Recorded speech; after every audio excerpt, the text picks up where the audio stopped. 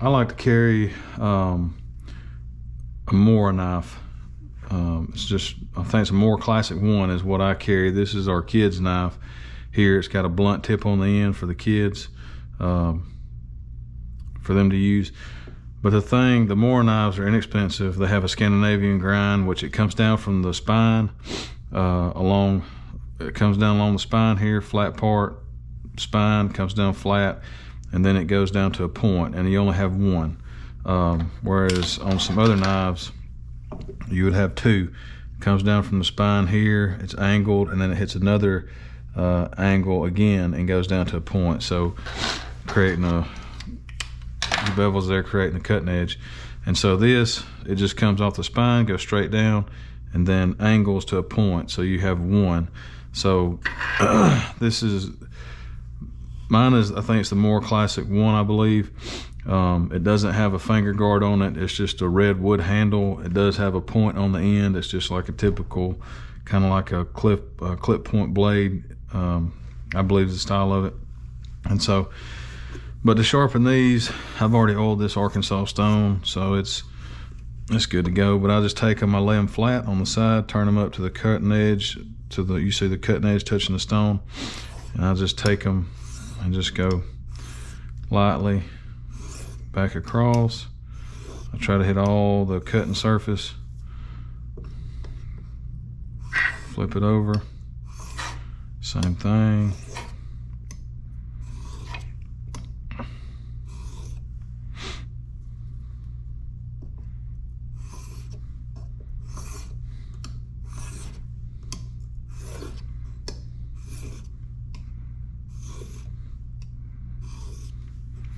So just light pressure, let the stone do the work of removing the metal.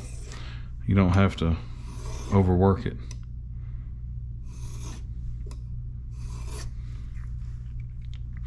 I'll just kind of feel along and see if I have a bevel. I feel like I have a slight one there.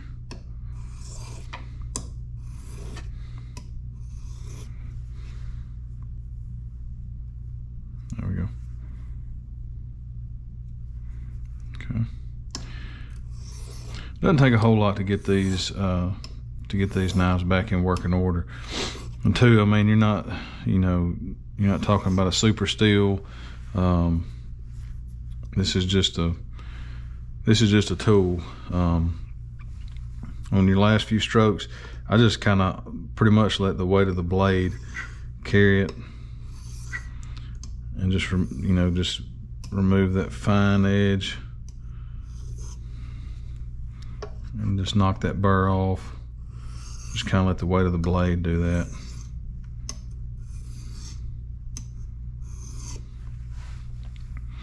I do have a strop.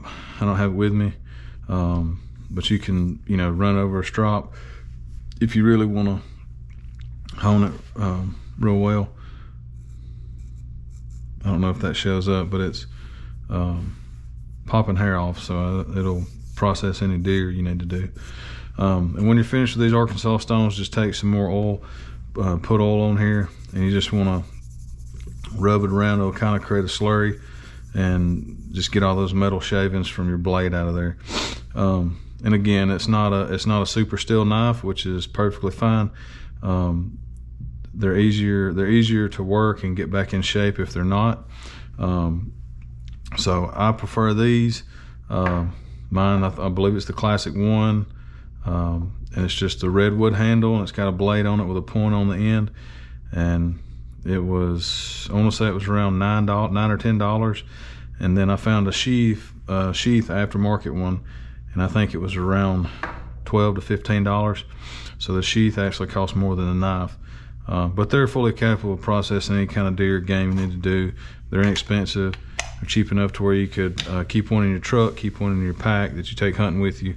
And then the sharpening and everything, they're very easy to get back in working condition. So, but I prefer those type of knives if I'm going to have a kind of a game knife to work on field dressing and getting game back to the truck.